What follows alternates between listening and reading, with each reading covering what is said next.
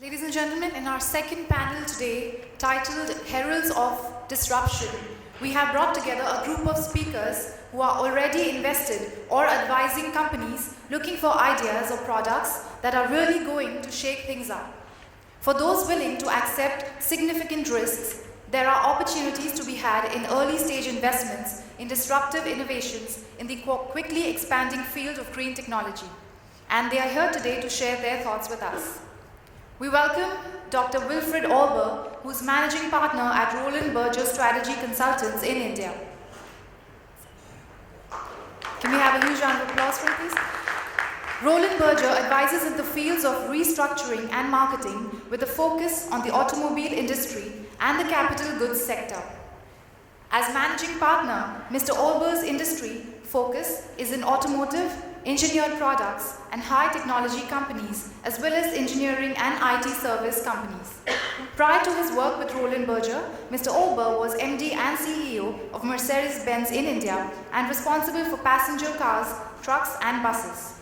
He has held various roles in SIAM as well as the Indo-German Chamber of Commerce.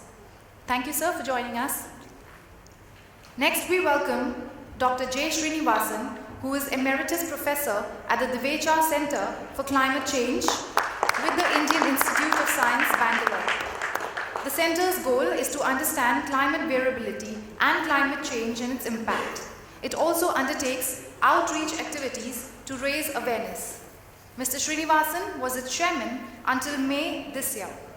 Earlier this year, he also co-authored a paper titled Performance of Solar Photovoltaic Installations, Effect of Seasonal Variations, which was published in the journal Solar Energy. Mr. Srinivasan has a PhD from the Stanford University.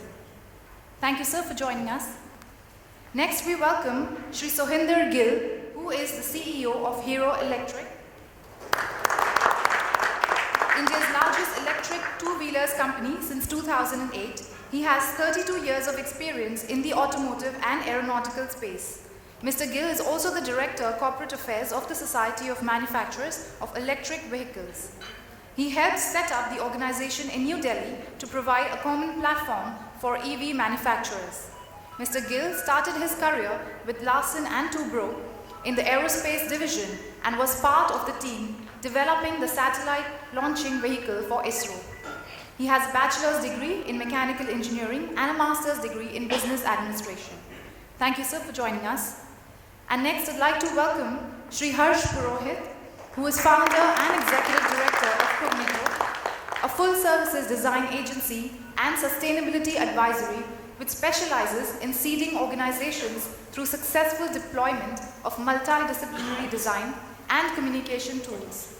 In 15 years at Cognito, Mr. Purohit has spearheaded design and communication projects with different brands, partnering with progressive clients like ABN AMRO Bank, Mahindra, L&T, Reliance Industries, Dr. Reddy's, Grasim, and MSPL. He has pushed the envelope in sustainability reporting.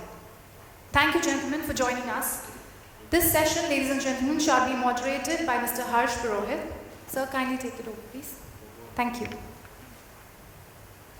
So, to start this second session, I'm going to first the format will be the same. Each one of us will have our own remarks for the first round, and then it will be open to Q&A and internal discussions. So as a moderator, I'll take the opportunity and start first and then move ahead. I'm going to kind of zoom out of what we have been talking about just as solar. I'm going to talk about disruption. So if invention is the mother of all necessity, disruption, I think, is the father of all progress.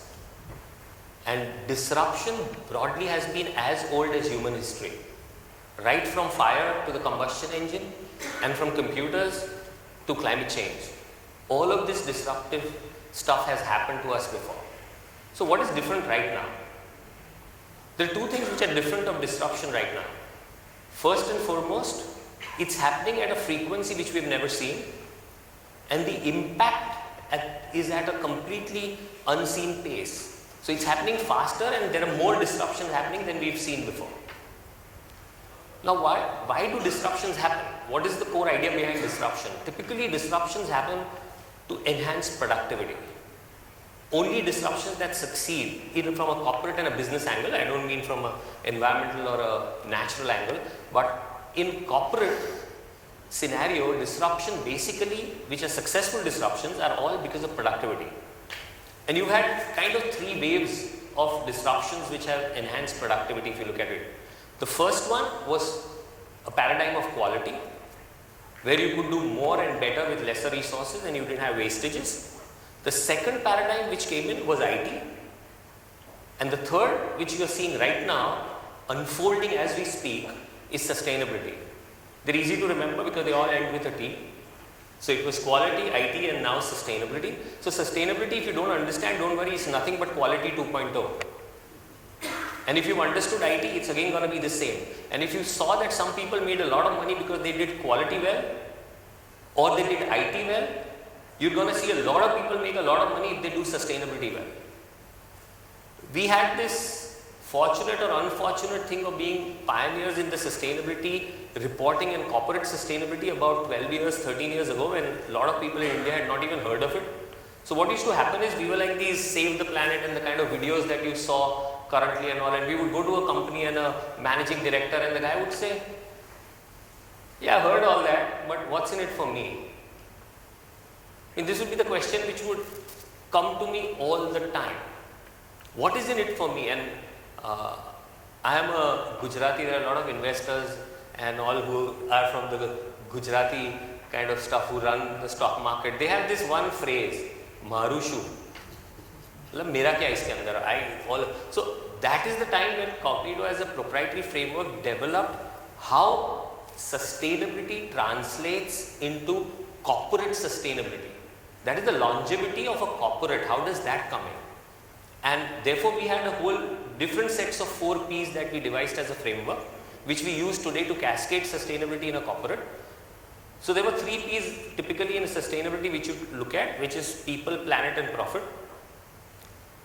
Most CEOs in a closed door would tell us, profit is what I'm interested in, planet is not my responsibility, people, as long as you mean only my people, is okay, the rest is good to say. So keep profit, what are the other P's, or what is it that will make me do corporate sustainability? How will this sustainability paradigm translate into longevity and thrivability for me? That was the core idea. So obviously the first P in our framework also was profit, which was reworded as progress and prosperity. Right? So progress for overall and prosperity is what happens to the organization. As you heard, you have like 200 billion opportunity happening right now. So if you do not adapt to it, you're going to lose the bus. And there are multiple things I can keep on telling you, like the whole target audience segment is changing. How many here have heard of a target audience of consumers which is called Bobos? Funny word, right? Bobos. What does the Bobo stand for? It stands for bourgeois bohemians. Who are these people? They have the counterculture of the 1960s and the material consumptions of the 1980s. Now who is this guy? This guy is typically a tech guy in Bangalore who loves to go for nature walks, but along with him goes his 500cc Enfield. With him goes lithium ion, iPad, my own camera, my bottled water, and I want to do that every day. So the quantum of consumption I want to raise, but I love the nature. Now this is a core audience out there for businesses. What do you do to them? Similar to them or anti to them is something as people call no-nos. Now that comes from a book by Naomi Klein which says that large corporates are responsible for all the evils of the world, and therefore there is this large section of people specifically in Europe who say that we will not buy anything that is branded. So they are called the no-nos. Right? And then you have this another set of people, I think everyone here would fall into that, which is called LOHAS. And LOHAS stands for lifestyle of health and sustainability. So if you are having a Safola oil because it's good for your heart, or you are no more drinking carbonated drinks and you are drinking only fruit juices, then you are part of LOHAS. So there is this whole demand which is happening because of sustainability, and if you don't cater to that, you're going to lose out. And that's why you have large corporates like Pepsi and all moving out of their zone of carbonated drinks and all and getting into more fruit juices and lesser salt, right? So that's one. Second is obviously there's a lot of money chasing it. So you saw that a lot of money was taken out of black fossil fuel. You saw Leonardo DiCaprio and people like that lead the whole thought process. So if you want access to funds, one is you have large demand, you have high access to funds, and the third thing that any corporate looked for is that what do I get as my stock market value. So A.T. Kearney's done a study that any company vis-a-vis its peers, if it appears to be serious about sustainability, it gets a differential of 10% on its market value on a 3-month basis and 15% on a 6-month basis. Now this is an American study, right? As you see, these are the kind of things that slowly drift into other markets which start early. So if you're looking at valuation, if you see a company which is doing sustainability, you'll realize you'll get a higher market value. Because what is sustainability? At the end of the day, sustainability is about producing more from lesser resources. Sustainability about looking at all your risks and making sure that you have a redundancy plan for it. What are some of the risks? Yes, climate change is one of the risks. Running out of resources is one of the risks. So sustainability talks to you about making sure you have continuity of 3 resources. And that's why it's called a triple bottom line accounting. What are the 3 resources? Economic resource, right? So access to capital as we spoke and the cost of access to capital. Second is human resource if you need to create anything. So how do you look at society? How do you feed the mind which gives you the human resource? Society is where you get your human resource from. So if you're educating society or if you're making society more healthier, what are you doing? You're eventually raising a good tree so that the fruit you get is going to be good. Simple as that. The third resource that you have is natural resource. And that is what is under jeopardy as you see. So what? Water. How many people in Bombay, there are how many buildings which are built and still don't have a water connection? If there's a bad monsoon and if you have your manufacturing unit within Bombay, what will happen? L&T is one of our clients and there was a newspaper report about 5 years ago which says Powai Lake to cut water supply to L&T. Post that, L&T's Powai campus has now become water neutral. So that is the longevity that you bring to a corporate when you look at that. So the first P in the framework Cognito has is progress and prosperity, the big carrot that you have. Second, if you don't want that carrot, there's a stick and therefore you see protest and paranoia. How much of corporate business has been disrupted because of protests? Do you take care of protest when you sit to do a project report? Suppose you have any kind of land which you have to acquire, you are most likely to get into a protest.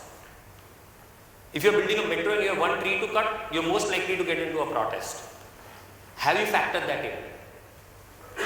Right? So you have seen protests on all 3 sides. So you have seen economic protests, which are Occupy Wall Street kind of stuff. You've seen economic protests where there's a governance failure, so be it the Satyams of the world. You've seen environmental protests, so be it the Dhamra port, be it the ability to draw groundwater for a beverage company, right? You have seen social protests, so be it Manesar for Maruti and loss of market share. All these parameters are mapped and you as an investor can predict with a certain degree of certainty which company has that higher risk if you are looking at those parameters. So if somebody had looked at the parameter of number of contractual workers vis-a-vis the number of permanent, Manesar's probability could have been predicted.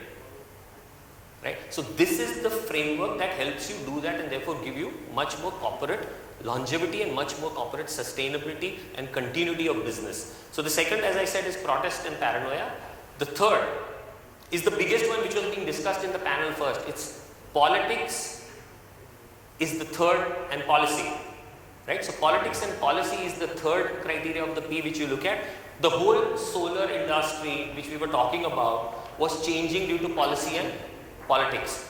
Today everybody thinks climate change has changed after the US election because Trump has won and he doesn't believe in climate change. So all of a sudden politics is going to impact you way your business than you ever thought of.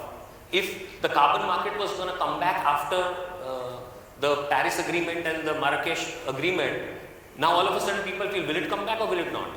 Will it remain localized? So will China have its own carbon market and will the Europe have its own carbon market, or will it become a unified where we have a client called Gujarat Fluoro. Last time while the Kyoto was and the Montreal Protocol were in 10 years, GFL is an inox company. They made 3,500 crores by trading carbon. Right? They manufacture HFC and CFC. They don't do anything green in that sort. 3,500 crores was what that company made. So policy or politics can take that away or give you that opportunity. So that's the third P one looks at. And the last P1 looks at in this framework is preservation and prudence. And prudence is the thing that the videos talk about and show you. So I have this thing where I disrupt the whole thing and I say we are not here to save the planet. How long has the planet been there? Broadly, I think 1 billion years. How long has heavy industry been there? 200 years? Are we not giving ourselves too much importance to think that we can jeopardize the planet? What we are going to put into danger is our ability to live on the planet. The planet doesn't have a problem if it doesn't have any trees on it. There are so many planets who don't have trees and they're still going around the sun. How many planets in our solar system are warmer than Earth? Do they have a problem? Does the planet need us or do we need the planet? So we are basically trying to protect self-interest and keep the habitat such that we can work on the Earth. We can live on Earth. Earth has no problems without us. For all you know, Earth might have got us to get plastic and now that it's got plastic, it's okay to not have us. We don't know what we were born for, right? Preservation is the last one in this whole scheme of things, and preservation works on 3 things. One is preservation of your business as usual. So if you do not take care and do not have prudence, you might not have your business as usual. Second is your career as usual, because if you do not make decisions through this sieve of holistic looking at every decision, you might not have a career. And the last is life as usual.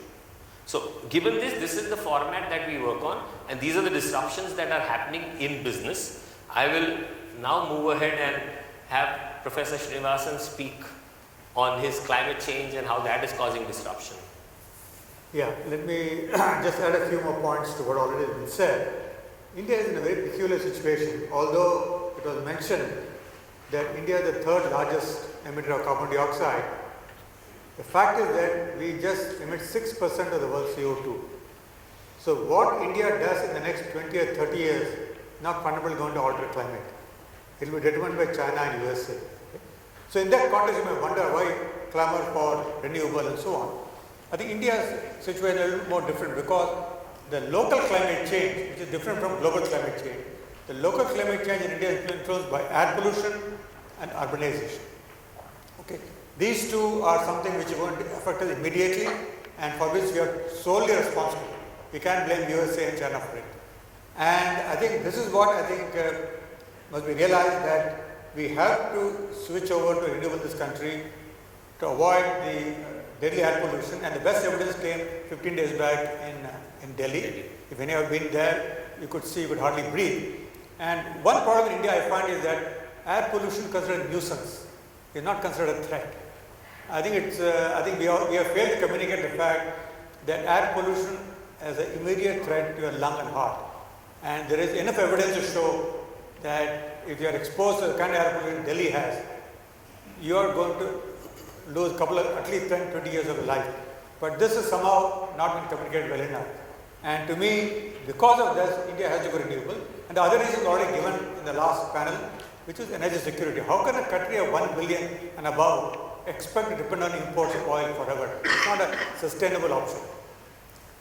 So we have to realize that we have solar and wind, and although they were expensive 10, 20 years ago, now they are at the same level of cost as coal and oil, and it is prudent for this country to switch over completely to wind and solar in spite of problems of variability and availability. Now on this respect, you must remember we are different from the developed world. We are a country used to power disruption. All of us are used to it. We accept it as a part of life. So it's not going to make a big difference if sun doesn't appear tomorrow and I get less power. So I think this is not a major issue for us. I think we have to go on the path of renewable only because that's the only way a country of 1 billion with the density of population is 10 times that of China and USA. We have no other option but to go the renewable way. And I think that represents there with the present government, but as already pointed out, at the other level where people must realize that they cannot be wasting energy and not expect energy for free. That has not happened. But I think this is where I think communication, better communication of the kind already Harsh has pointed out will help. To tell people that if you ask for free energy, you're going to ask for trouble. It's not going to happen. Now, the other important issue is, of course, which come last week, the fact that the United States elected a leader who does not believe in climate change. So this is going to have a major disruptive influence on the global climate negotiation. But I think it does not alter India's future plans, because our problem is local mainly. So to me, we should focus on our local problems and go the way we are going. And we may need external help in terms of capital that may be required. But I think we can take a lot of lead from Germany. I'm very happy that former manager of Benz is here. Benz was the first company to make a car running on fossil fuels. And I heard that last month, I may be corrected if I'm wrong, I'm told that the German parliament has banned use of cars using fossil fuels from 2030. I mean, to me, this is a very revolutionary move. Only Germany could do it. I don't think America would do it. And so a country which invented combustion engine decided that will not have it. So because they have understood, and I think why it's happening is because Germany has a very, very active Green Party, which has done wonders. We don't have one here, unfortunately. I was hoping Arvind Kejriwal would have start one, but he has gone a different direction. So to me, we also need a popular movement related to sustainability. Only then our politicians will listen to them, because right now, as already pointed out in the last panel discussion, politicians are taking the next 2 years, 3 years, the next election. So it is the public will need to be educated so that they will push politicians to change. So I mean, that is what I think is required. And a lot of talk about predictions came in the last panel discussion about how the renewable energy will grow. I want to make one important point here. International Energy Agency, one of the most respected energy consulting energy companies, they made a prediction that by 2014, I think, they predicted that the solar power will be 20,000 megawatts. It was actually, it happened to be 180,000 megawatts. They were off by a factor of 9. So do not believe in predictions of experts. They go wrong because they don't understand disruption. And there is disruption happening both in solar and in wind. We are going to see a revolution in this country, provided, of course, we handle the cost of free energy which we expect. And what will have to happen in this country is to gradually shut down coal power plants. For a long time in this country, people have believed coal is an inevitable source of energy, and the pollution that coal causes is to be accepted as inevitable. As a matter of fact, many people tell me pollution is a price we pay for progress, and that mindset has to change. And we need people like you to do that mindset change. And so we need leadership at the grassroots level to change the attitude of people towards air pollution, towards coal, which not only causes air pollution, it means destruction of large amount of forests in Chhattisgarh and Jharkhand, which we don't worry about in Mumbai or Bangalore, but which is very real. Okay? To me, these issues have to be handled. And so I think I'll stop here and let other panelists discuss. Dr. Albert, if you could share your views. Yeah, I think I'll start with a comment on Germany. Germans are sort of eco-warriors in the sense that it's really true that the concern for the environment has become part of the national fabric. And I think one of the biggest advantages or the biggest successes of German energy policy has been that recently we had one day only with renewable energy. We also have fund managers that are now very aggressively saying, okay, listen, we will go into a transition that will be very, very shy, where suddenly wind and solar will become the economically sensible alternatives to energy generation. And when you see that, you will see really a shift from fossil fuels to renewable fuels, which will be equivalent to what we've seen when we moved from horse-drawn carriages to, say, the railways, right? So that is the expectation in Germany, that is the belief in Germany, and obviously that's the frustration with the election of Mr. Trump, simply because, as you pointed out, this is a relatively large threat to the overall efforts to fight climate change. Now, if we come back to disruption, I think there basically are 2-3 components that are important. First of all, if I look at it from a company perspective, what is the situation of Indian companies today? Right? What is their sort of base point and jump off point? What we see in India, in my opinion, is we have some heroes, companies that are performing at global levels. They're concerned about sustainability, they're concerned about IP, they're concerned about their brands and all that. And then we have lots of other companies that still have a gap in terms of basic things like R&D. Right? I've basically built my company on operational performance, on a labor cost advantage, working fine, right? I'm producing, say, lead-acid batteries. Why should I invest in the next generation of battery technology? I'm making my money. So that's one hurdle that needs to be overcome. The second hurdle is the way some of our companies are structured is also very different. Again, we have a Motherson who's basically a global powerhouse, 7 billion turnover, built this whole thing out of selling some silver bars, right? He sold silver, got some money, invested this in a company, and was able to scale this to a global enterprise. Many of our companies, at least the ones that we do come across, are still a little bit in a more family-oriented, right? I don't want to over-invest. I want to be careful. I really don't know what the future brings, so let me hedge my bets. So there's also, from a culture and organization perspective, a hindrance that needs to be addressed if we want companies in India to face the future on a broader scale. Again, not the leaders, but on a broader scale. If we look at the kind of disruption that we have, it's, I think I put this on this slide so maybe you can see it. No, it's not working. No, I'm zapping you, I think. So basically, what you see today is actually a world for these companies that is scary, right? There's no other way to put it. Because we have disruptions in the whole ecosystem. We're looking at Industry 4.0. Industry 4.0 is a technology that negates labor cost advantages, right? According to our simulations, it gives you an opportunity to take half of your labor out of your production process. It gives you an opportunity to improve your return on sales. It gives you an opportunity to nearly triple your return on capital employed.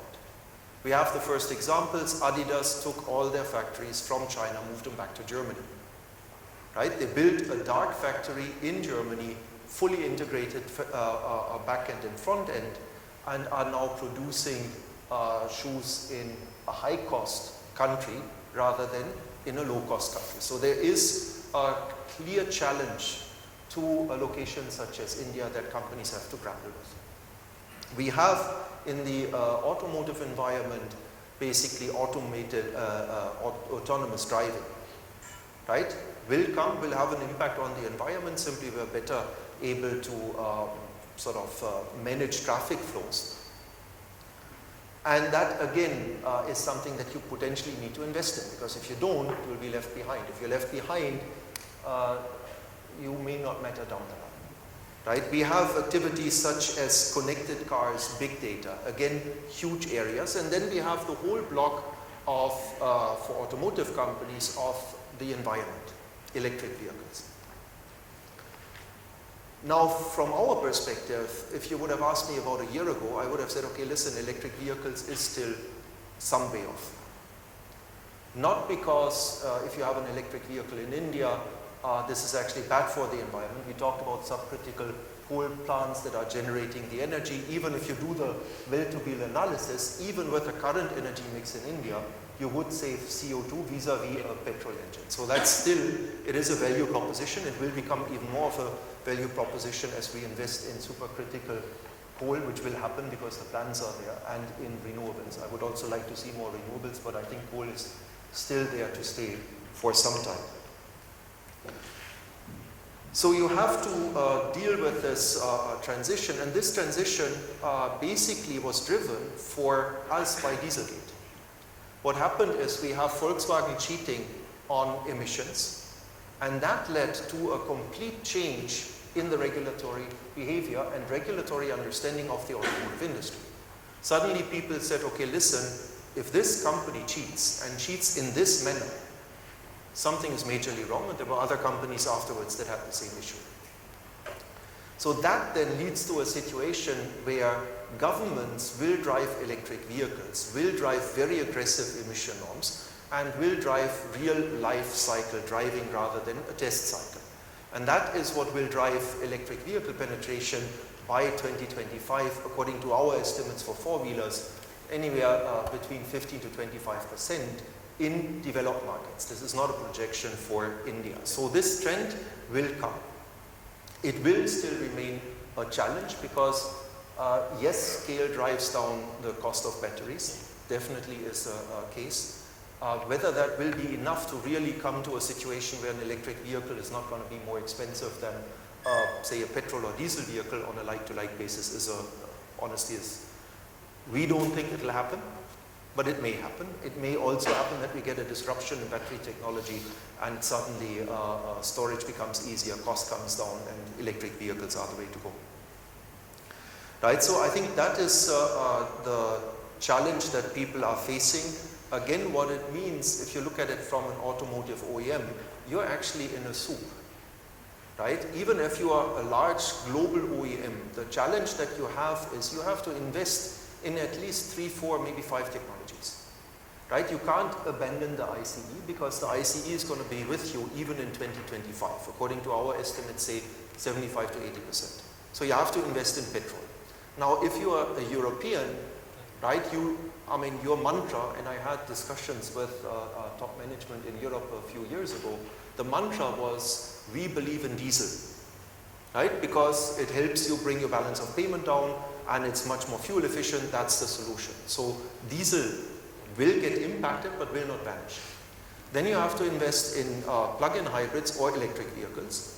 And you may also have to invest in basically fuel cell technology. So it's becoming a complex world to live in, a complex world to de facto also survive in the sense that the commitment to various technologies in terms of money is massive, and you just don't know which one will win. Yeah, thank you. And as Srinivasan said, he was giving example of Delhi. I'm from Delhi and I stayed there for the last 60 years. So pardon me for my labored breathing and occasional cough during this talk to you. And also this business that we are in.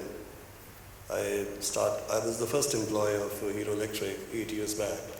And that is the time when we thought that it's just going to happen. And with all my experience in Yamaha and Hero Honda and Bajaj and everywhere all my life, it seemed to be like a easy thing. So another thing that I have learned in the last 8 years personally is that it's given me the experience of a mirage. The inflection point just keeps shifting. It's there, it's not there. And secondly, you get the experience, all physiological experiences of goosebumps sometimes and fluttering tummies or lump in the throat, everything that you want to do in business, you have it here. So it's so uncertain. And as Doctor said, yes, the underlying theme is do you have a risk-taking capability or a capacity? Then you must be in this business. If you don't, then it's not for you, even now. Going back to the little history of Hero Electric, we are there for the last 8 years, and when I joined, I found that more than the organization, you need to break the boundaries of organization and you have to transgress into category growth. So we started Association of Electric Vehicles 1 year later, and now we are heading the Association of Electric Vehicles for 7 years, and Hero is 70% market shareholder of electric two-wheelers in the country. But during the process, he was in Delhi with me 3 days back. So during this 8 years, so for our attempt has been to forget about the company as a boundary or the bottom lines, because they will never come if you work within those borders. There have to be somebody else there, some good players, some strong entities, and grow the category together, because there's enough on the plate. And even now we find that there are not many after so many years of it. There have been two parts of this history of electric vehicles, particularly electric two-wheelers. One is the yo-yo of the last 6-7 years when due to intervention of the government from policy, we saw 3 times type of a jump in top lines and bottom lines, and reached vehicles in a year, two-wheelers. And then when it was suddenly withdrawn, Dr. Farooq Abdullah took some money out of his solar mission and gave it to us, and it dried up quick enough. The volumes dropped to 10,000 for the industry and 7,000 for us. So that type of a cyclic, dependence on policy made us believe that, is it so much policy driven? But on one hand, we were toying with an idea of, making it policy agnostic. On the second side, from association side, we tried pushing the government for a much long-term policy, which finally came a year and a half back. And now we have a very well-knit, very good, well-documented policy, and it was a treat to see the government officials, all the IS secretaries and ministers sitting together, for 2 years, getting out this, evening out all the issues with the industry, and coming out with a beautiful document, 6 years of NEMMP 2020, which talks of an intervention of 14,000 crores, because they feel or they thought or they calculated, and we helped them calculate that the benefit to the country would be something like 4 times of this, 56,000 crores or 60,000 crores, mainly in terms of crude oil savings in foreign exchange. And something which is much more of importance to India was a reduction in the greenhouse gases. And out of that, 75% were supposed to be two-wheelers, electric two-wheelers, because India is a two-wheeler country. We are at 16,000 crores, 16 crores of two-wheelers as a population in India, and we keep adding 1.5 crores to 2 crores every year. So there are some figures here.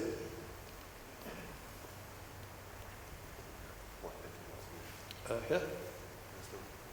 Yep. Yeah.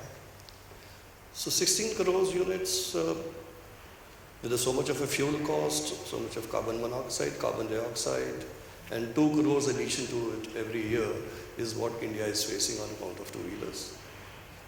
And am I pointing right? Yeah. See, even if 1% of two-wheelers were converted to electric of this population of 16 crores, or by another few years it will be around 20-21 crores, what do you get out of it is a huge savings in terms of crude oil. And so these are established facts. These are out of NAMP. Because there is always some sort of a question mark by people saying that, our thermal power is still polluting, and end to end from well to wheel, there is not much of a significant advantage in terms of electrification. But all these calculations are well documented that despite everything, the dirty coal and everything, we are really 60% less polluting than equivalent petrol bikes. And more important than that is the pollution on the road. We call it a factor of 3x. The ambient, the dispersal of pollution is okay. After a while, you'll find it here, there, everywhere. But we are driving every day, 2 hours of a day, 3 hours of a day, and that is the time the emissions out of the tailpipes is hugely concentrated. And what we are breathing at that point of time is 3 to 4 times of what ambient pollution is. And that's the health index. That's the suffering part of it. That's what you really feel when your eyes are watering or you're feeling choked. So what about that? That is the real answer. Zero tailpipe emission. At the back end, there are other things to do, thermal power being converted or something. But yes, there is immediate low-hanging fruit of. So those type of things were well established in the NEMP. That's why this intervention of 14,000 crores. That's why, because two-wheeler were easiest to do, this was given an impetus that 75% of that should be two-wheelers. So that's why I find, like even Doctor said, globally and in India, there is a sudden change and a turning point and a positivity in the environment for the last 6 months or so. And that's where we feel that we are in the sweet spot, we are in the right place, having labored those 7 years and trying to carry the market, single-handedly. and trying to pull other people along with us, including Mr. Alagappan of BSA, Mr. Madari of Your Bike and others, and saying, please be with us. Finally, we find that now the people, right from even startups like Aether, you would have heard, getting an attractive investment into the business of 200 crores, down to the new guy on the field like Top Motorcycle, electric motorcycles. He may get an investment of similar nature a few days later, and many others. So small players, large players, and sustained efforts of the world players. Everything is beginning to happen. So I believe that this is the time when really a time has come. Why it has come? One is, I would say I personally have to be blamed for some part of it, of the checkered past. When the survival was bad, rather than trying to turn around the whole ship or the category, which was seeming humongous, we tried to bring down the cost of the bikes by carrying out with the lead battery technologies with the bikes. So that made the bike unreliable, although low cost, but every year you have to change the battery and the pollution part of the lead batteries, etc., which finally we fought when we found that the sustained policy is there. And now we have a lithium battery range across our range. And many others who are now jumping into the business are all having lithium batteries, two-wheelers. So that's a major turning point, because the customer, when he was asking about scooter quality, why is your not scooter quality or a motorcycle quality equal to your sister company of Hero Honda, was in fact saying about why is your battery quality not as good as the scooter. So finally now is the time when the customer is being offered 3 years of warranty on scooter and battery and 5 years of expected life on the battery, which is a game changer, which is changing the whole scene. Also particularly on the, some more slides I can jump, and on institutional front, there is a very renewed focus that's coming. Can we go to the next, it's coming from here. Yeah, it's taking time. Next slide, please. Yeah. See, people like Amazon's, Flipkart's, Snapdeal's, using directly, indirectly, 100,000 vehicles, and using it extensively, something like 60 kilometers a day. I keep telling everywhere, including them and the government, that these are the guys who are low-hanging fruit, who are the worst polluters, and making money out of business, which is polluting the environment, and the ones who are easiest to change.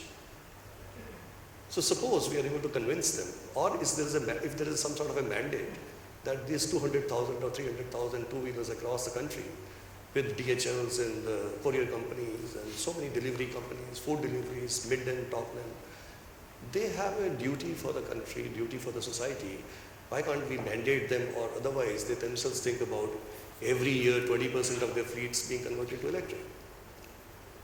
And mind you, in the process of that, they are going to really get advantages on economy of scale so much that they are going to reinvest themselves. So it's only the taste of the first few 100,000 vehicles on the road. So that's why I keep saying that these are slides which we can talk later, but the trick lies now is in 8 years there are around 500,000 electric two-wheelers on the road for the last 8 years. Some of them may have even gone out of the system, and they are dispersed all around, and they were lead batteries, and there's a negativity. If we want to kickstart this, there have to be around 1 million of electric two-wheelers on the roads in the next short term of maybe 1 year or 2 years.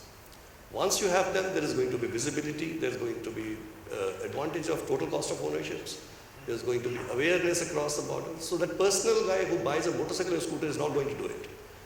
The institutional buyers, the bulk buyers, they are going to perhaps catalyze it, either by force, by nudging, or by themselves taking it as a CSR activity or the activity which they should do for the country or for themselves. So I strongly believe the time has come when there is going to be a big change point in the deliveries vehicles in a year from now, where either through government pressure or otherwise there is going to be a sizable impact of electric two-wheelers in the deliveries, which is going to start or catalyze the change point of putting those 1 million electric vehicles on the road. And as soon as we put 1 million vehicles on the road, there will be an inflection point. There will be a change in the whole thinking of the business. And that's where the significance of advantages of crude oil savings, as well as the emission levels, is going to be seen physically by the society. So my slogan always has been,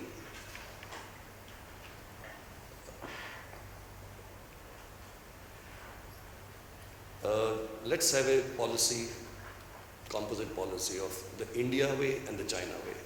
The China, they stopped in 200 plus cities petrol two-wheelers 15 years back. In most of them, they have not restarted. They started with subsidies, they are withdrawing subsidies. There are no longer much of financial intervention. But China sells more than 20 crores every year electric vehicles. So huge number of electric vehicles they sell every year because mainly they just mandated no petrol vehicles in the 200 plus cities. India, we don't want that. We are a democratic company. We have incentivized. We are giving something like 20% of the cost to customers directly. Government is giving as incentives. So a mixture of these two is required for 1 or 2 years, where a little bit of nudge to the institutional segments and the incentives can put those 1 million vehicles on the road. And once you have the 1 million vehicle on the road, we are there. We are reached that target of putting 5 billion vehicles on the road by 2020. Thank you. So now we'll take questions. Anybody has questions? I'll just open with one question for Mr. Gill. If I'm an investor, what kind of early indicator would I look at in terms of charging points across cities to say that this is when the boom will happen? As far as two-wheelers are concerned, one, lithium battery especially. Lithium battery, the way scooters are being equipped now, the lowest indicator is that one charge will give 70 kilometers of running of an electric lithium two-wheeler, which is more than enough for anybody who runs an electric two-wheeler in a day. In lead, there was a difficulty that this 70 kilometers was deteriorating because of the life unpredictability of the lead batteries to 40 kilometers or 30 kilometers. And the batteries were so heavy, they couldn't be taken out and recharged anywhere else. But in case of a lithium battery, which is so light, it is 1/4 of the weight, and you can just take it like a briefcase anywhere. The real need of charging infrastructure for two-wheeler doesn't exist. But from a mindset point of view, if I walk in to buy an electric two-wheeler, my first question is, if I get stranded, do I have any option of charging it anywhere? Luckily for electric two-wheelers, again, it's like a mobile charging socket, a 515 ampere socket anywhere. But should I go and request somebody on the road, please allow me to put my plug over there in your socket for 15 minutes? No. So all we need is some 15 ampere sockets with panwalas or corner shops or something which are chargeable because he's paying for the electricity, charging some money out of it. We don't really need charging infrastructure. So we are pushing government, forget about those 10 lakhs, 15 lakhs or a 5 lakh rapid charging infrastructure per unit, which is going to come, which is going to be very healthy. So it's so easy to pick 1 million of electric sockets, metered sockets across the country. It will take just 1 year. In fact, people will themselves do it. You just catalyze it.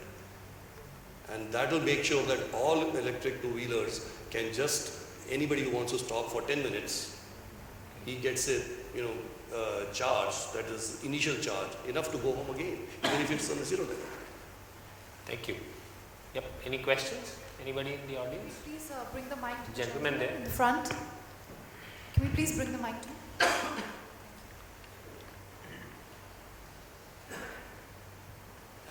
First, I'm from ITUC, India.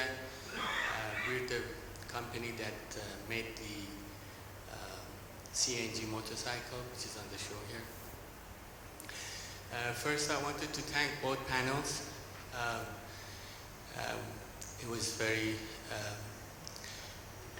lot of information was given out, which are very helpful to understand where we're going in the future with all the clean energies. And there is one thing that I didn't hear from any of the panels, which none of the panels talked about gas. which is widely available, is the cheapest and the cleanest fossil fuel right now.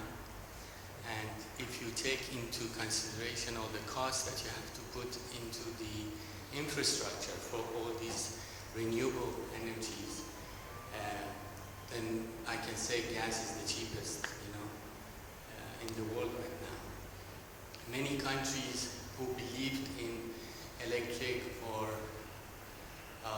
other renewable energies, like United States, like China, are now moving towards gas. Like United States, CNG is the fastest growing energy being used there. Most of their commercial vehicles are now running on CNG or LNG. China in the last 2 years, although it had fallen behind countries such as Iran, India, Pakistan in CNG, now has become the #1 user of CNG, mostly in LNG form.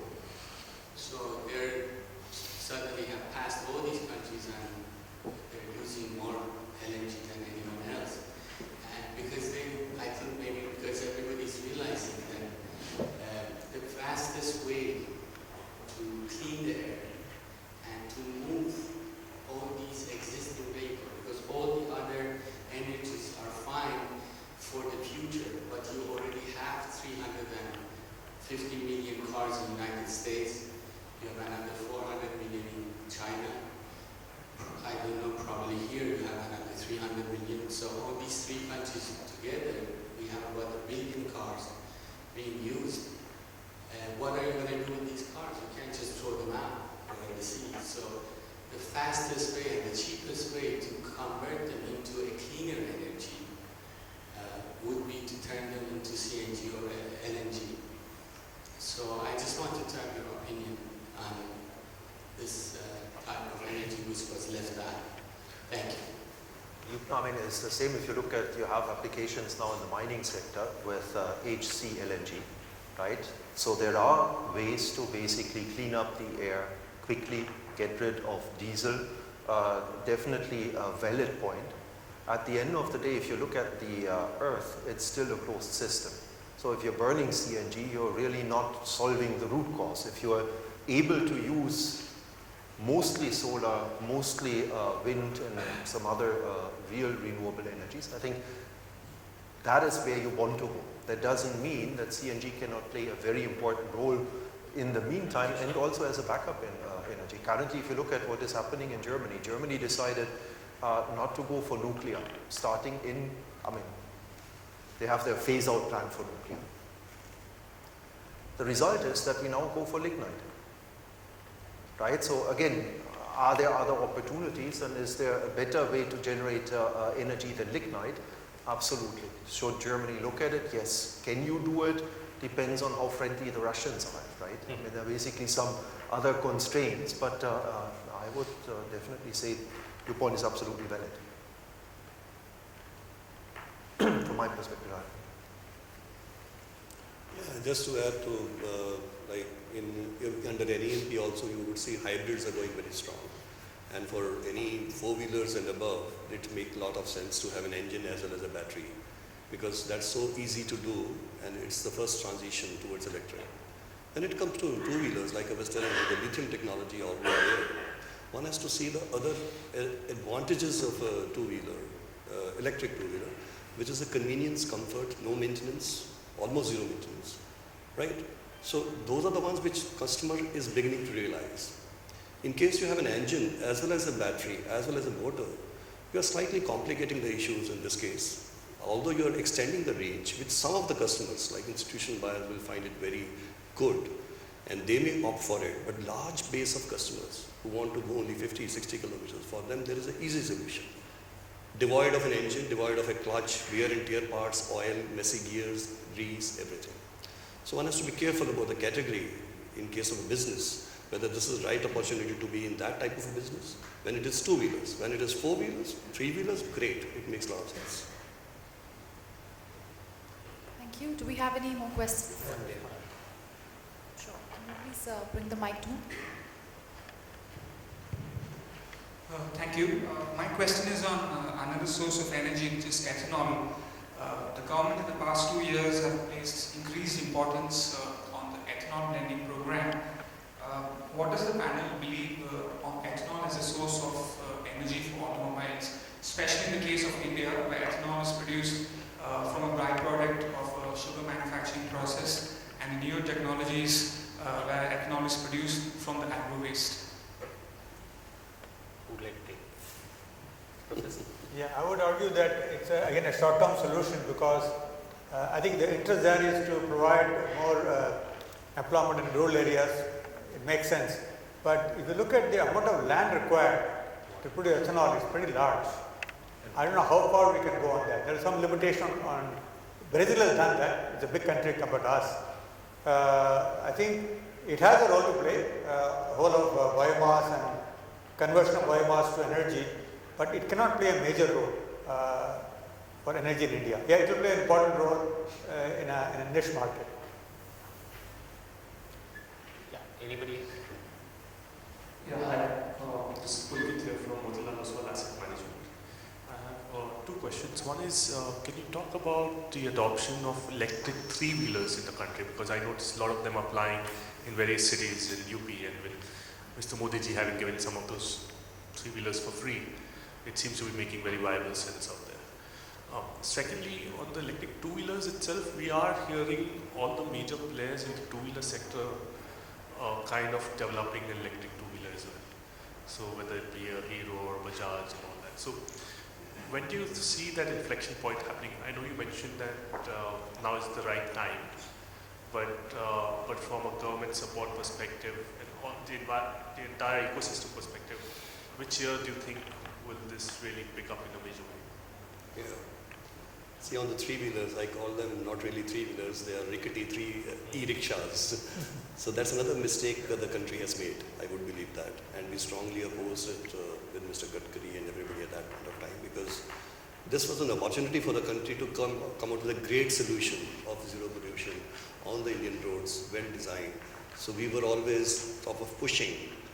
Let the design be done by some institution under a sort of a contest, like an IIT or an NID or somebody, for Indian conditions. Let the technology be homegrown. It is so easy in this case. It's less than 25 kilometers. Nothing much to be done on the powertrain, which is already in India. But in a hurry of doing things, or otherwise, it had already started happening. So this couldn't be stopped. And now we have a huge problem on hand, where there is a policy is there on the paper that it has to be well certified and it has to be, RTO is there, commercial licenses. In actual practice, 99% of them are still on the back door. They are entering into the system, poor quality, spoiling the image of electric vehicles. So real three-wheelers, which is supposed to be competing with Bajaj and Librettas, is not there. And as of now, I feel like unless the lithium batteries again get subsidized or become cheap enough, a three-wheeler is a commercial vehicle which has to run even 2 shifts. I've seen so many autos being owned by 2 guys for 18 hours and already on CNG in many metros. So there one has to see the factor of change over to electric is much more difficult. That's why this poor contraption of 25 kilometers has come. We are pushing the government and we have been successful in sort of upgrading the standards, which will come in due course of time. And also, like I was talking to Akhilesh just 2 months back and some other place, other chief ministers. And everybody has his own way of saying, like he said that just let the election be over. I'll clamp it. Like those type of things are, it's become a political type of a stimuli for the vote bank. Unfortunate, could have been much better.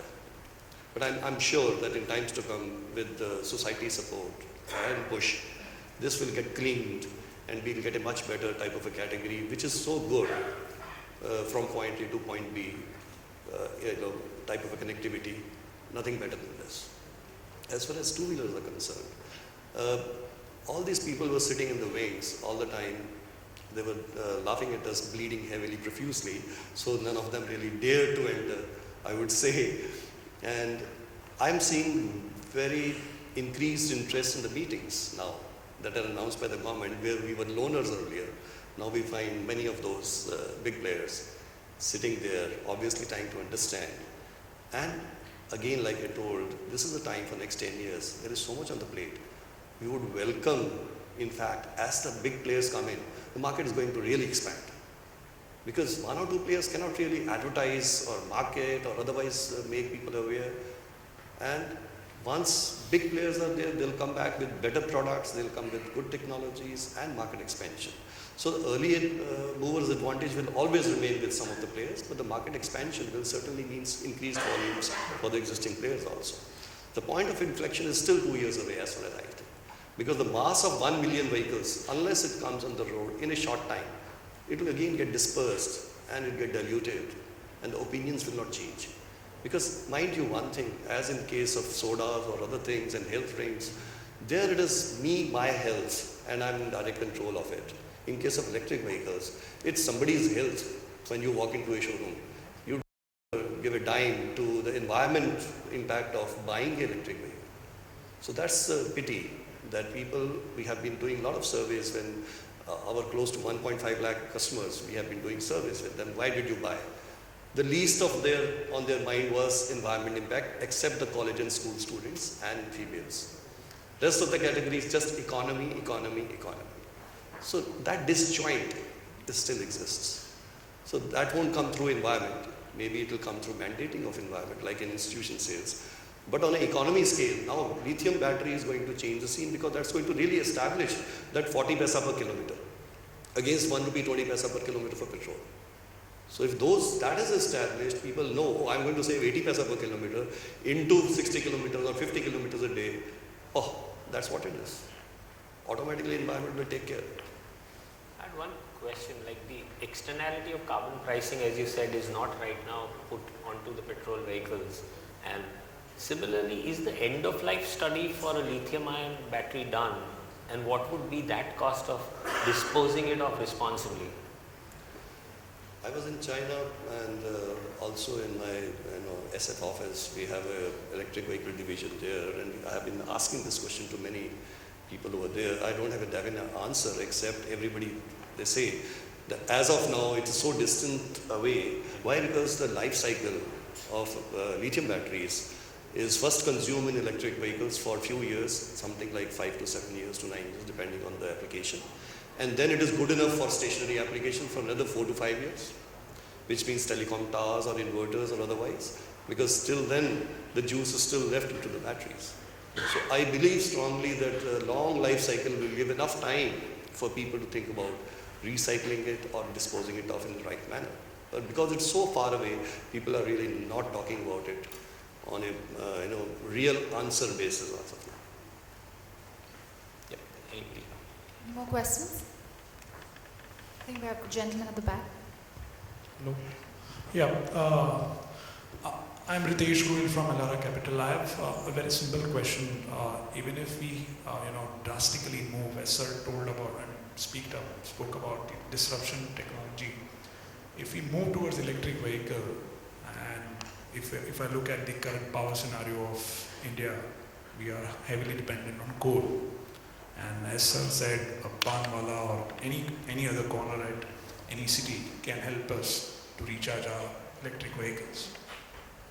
I mean, won't it be a load again onto the environment to the kind of fuel we'll pour in to generate that kind of power? Because we have, recently met and we are always, struggling with the power deficit and surplus. We are almost there, but we don't have enough, solar or renewable, power supply in place.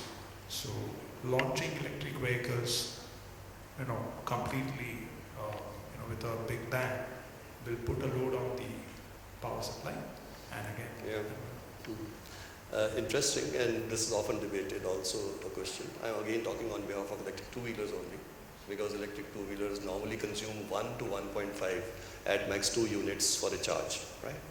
And despite, even if there are those 1 billion sockets, most of them, maybe 90% of the time, will get charged overnight at home, which is a convenient way of charging these batteries, right? So, if it is a nighttime charging, and if there are 3 million electric two-wheelers on the road also, which means around 5 million electric kilowatt-hour units, any calculation back of the envelope will say that it will help balance the grid, not create extra demand onto the grid for next few years. Why? Because our duty cycles typically is not like US, where the peak time happens in the late afternoons. Here, in the night, the load reduces onto the system. Except the peak winters and the peak summers, the load really reduces onto the generators, etc., and they are running at 70% of the capacities. So, at best, for some time, at least for 4 to 5 years, it is estimated 3.5 million electric two-wheelers will help balance the grids and improve the efficiencies of the grid to a certain extent, which is time enough for people to gear up for the non-renewable or renewable energy systems or other systems or other types of power sources into it. So very little impact, very little impact.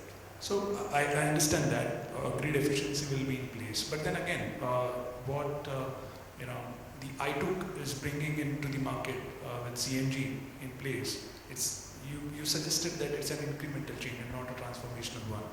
But if I look from a bird's eye view on the electric vehicle as well, the power source then defines my change as incremental or transformational. So if I want to clearly mandate anyone to get into clean energy automotives, then it has to be from renewables charging the automotives. So even if there is a mandate given to Flipkart and the Amazon, as you said, institutional sales of electric vehicles will pump in. But again, they are going to depend on sources which are harmful to environment. I think it's a fair point. If you look at what JBM has done, is they're running electric buses and they've basically generated renewable energy to basically power these buses. That's the ideal solution, and that's what you ideally would want to see. If you again look at it today with the current energy mix, the calculations that we've done vis-a-vis petrol and diesel indicate that we can reduce CO2. We haven't done CNG, that's one thing that we should do. But we can actually reduce CO2 vis-a-vis fossil fuels, these two fossil fuels, with the current mix of the energy. Now, as we go further, we will see renewable energy generation increase. Hopefully, we have the 175 gigawatts that are supposed to come on stream. That will be delayed, in my opinion. I don't think we'll be able to hold our timelines, but that will be important. The second thing is, even in coal, we will move away from subcritical units to supercritical units, right? That doesn't mean that in 2030, 2040, you won't have any subcritical units because they've just been built, they'll run for 35, 40 years. So you will continue to have issues, but you should see an improved CO2 balance or greenhouse gas balance. Sorry, I'm continuing for one more question related to sustainability. Sir, you spoke about price we pay for not thinking of sustainability and then moving ahead.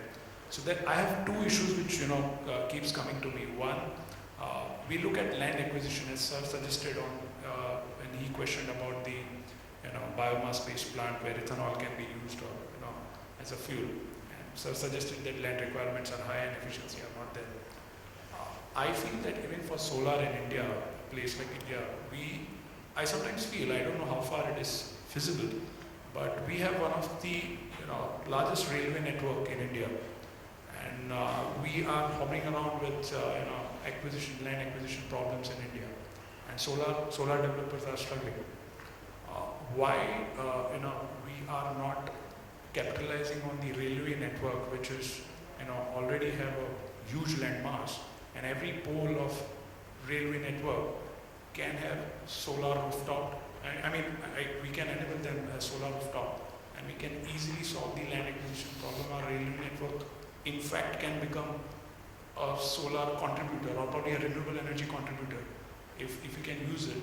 There are certain simple incremental change can give us transformational results, but we are going for a transformational result and stucking up, or we are getting hindered by land acquisitions, protest, and all this stuff. What's your view on getting the entire railway network on solar? Yeah, I think it's a very good idea. As a matter of fact, in the United States, it's the federal government which is using its land to do solar. In India also, I think the idea is there, but it has not yet. I think railway is running at a loss, so they are not able to do it themselves. So somebody has come outside to invest in railways. I think you stand the idea to Prabhu, Railway Minister, he might look at it because it's a great potential there.